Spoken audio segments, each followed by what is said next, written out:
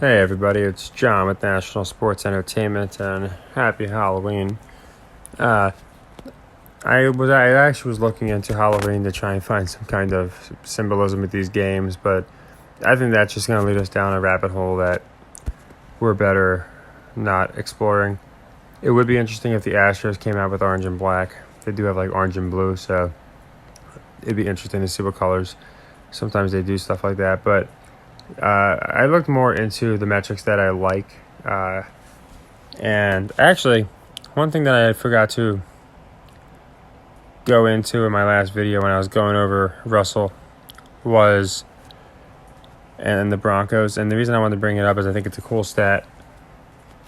If you look, I brought this up before. If they bring up a statistic, it usually will not get broken.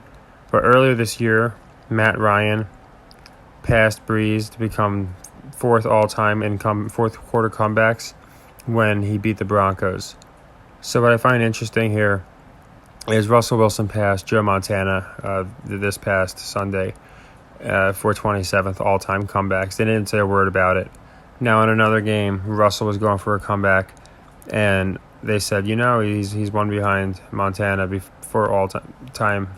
So, or he's tied with Montana, one behind Manning. So it's just interesting because this is like the fifth time they did not mention a comeback, and the guy came back. Meanwhile, the few times they have, the team did not come back. So I think for live betting, that's something great to know.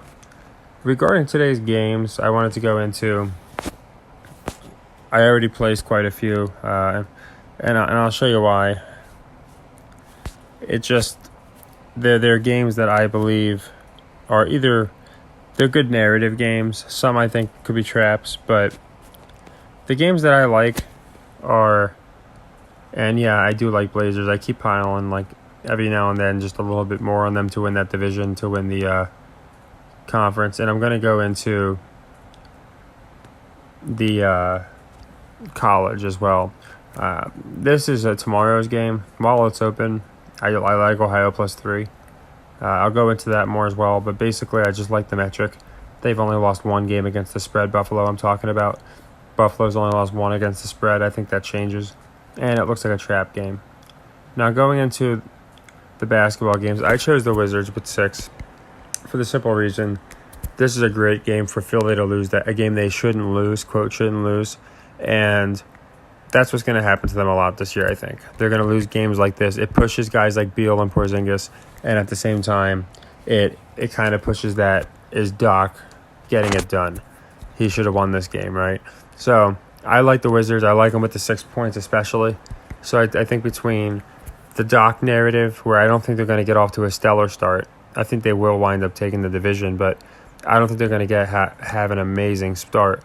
But it makes sense to me that they would lose games like this in Washington.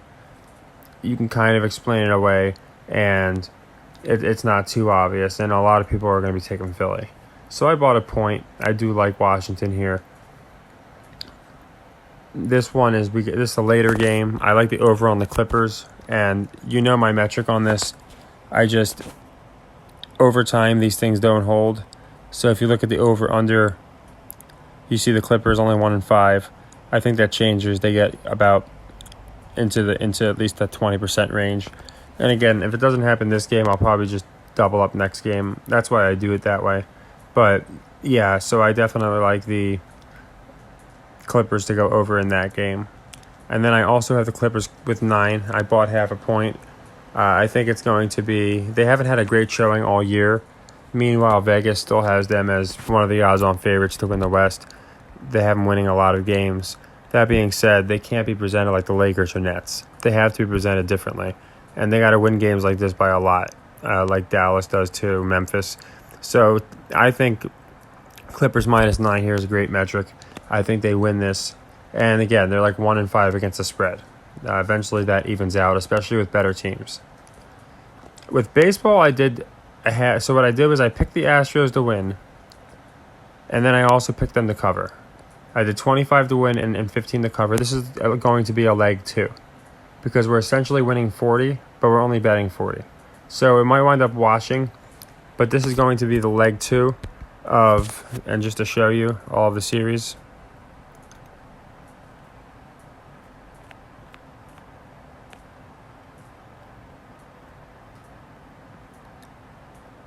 So Washington plus 3. Yeah, we already hit that one. Okay.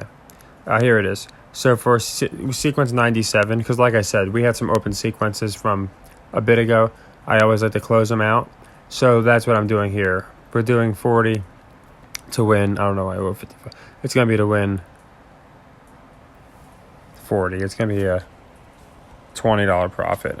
There we go. So it's, 40 to win 40. The way I bet it was 25 and 15. You can do it however you want. But this way, it's a second leg, and we're not paying that much. That's why I did it that way instead of just a straight up. But I do think Houston wins. And if they do win, yes, there's a good chance it comes down to one game. But I think bats come alive, and they win by more than one. So that's what I'm going with there. And then for the other ones, I am doing the Clippers as a second leg to replace Dallas yesterday. We got that money back. So now I'm just going to be doing that again with the Clippers. And then, so this sequence went 09. Yeah, we lost that one. So we're going to have to do another one for that. Then we lost the Wild, if you remember. So my second sequence for that's the Wizards plus 6. I think the Wizards cover for the reason I just went over. And that's why I like the over. Then if you see the other two ones that I like are the Nets minus 7. And I do like the Pistons plus 13. And that's all for the same reason. It's the same metric. The Nets and the Pistons are both... the Nets have barely covered a spread this year. The games they win, they're going to have to win big, I think, to make them look formidable. And Vegas is also pushing them as a team that's going to be in a three-way race for this division. So with that all being said, the Clippers, they have to be treated differently than the Lakers. And as bad as, like I was saying, the Nets were earlier, they can't be treated as bad as the Lakers. So it's got to be the Lakers, then the Nets, then you get the Sixers, and then you can kind of see the pecking order. Then you have the Clippers, who have to be treated better. So while I think that the Nets are going to be treated bad, I think they're going to win the games that they really should. And with them being so poor against the spread, I think that turns around. And then the last one I had, as you can see, was the Pistons plus 13. I had gone into that because the Bucks are the only team left that has not lost against the spread. And I think this is a perfect game for it. I wasn't a fan of it being so high. The 13 seems like a lot of people might be fading the Bucks with that many points. But the Pistons are being presented as a very bad team this year. They do have Ivy, but outside of that, they're not a great team, as you can see. Basically bottom 5, because they're not as bad as... they're worse than the Clippers, Lakers, and Brooklyn. So they're a bottom 3 team, really, along with Houston and Orlando, in my opinion. And probably Oklahoma City. But Oklahoma City's doing some spoiling. But not to get off topic, my point is, I do think Milwaukee finally loses against the spread. It's bound to happen. I've been wrong before, but this time I think they do. I think the Pistons cover that spread. So that's all that, like I said, I just wanted to get these out because a lot of good. I think to me, I wasn't going to do much basketball today, but then I saw the games and I was pretty intrigued. And as you can see, Philly's already moved. The Wizards were getting 5. I bought at the 6. Now they're getting 4. Beware of that one. I would suggest buying the point or 2 because it seems like they're trying something there. The Nets 8.5. I got that at 7. So it looks like they moved that one a little bit too. But that you guys can do what you want with these spreads. I would suggest at least buying a point on the Wizards and a half point on the Nets though. From these spreads. And then, of course, the Pistons hasn't changed. It's still 13. I just did Detroit plus 13. And then Clips I got minus. I bought them down a little bit to 9. And I also took that over. So, if I see anything, I'll go into the Grizz Jazz or Atlanta. But I want to stay away from them and the Kings because they can go both ways. They're not great teams. Well, Atlanta is. But the rest of them really aren't great teams. I don't think the Jazz are. So, Jazz could be a spoiler here, or Memphis can destroy them. We really don't know.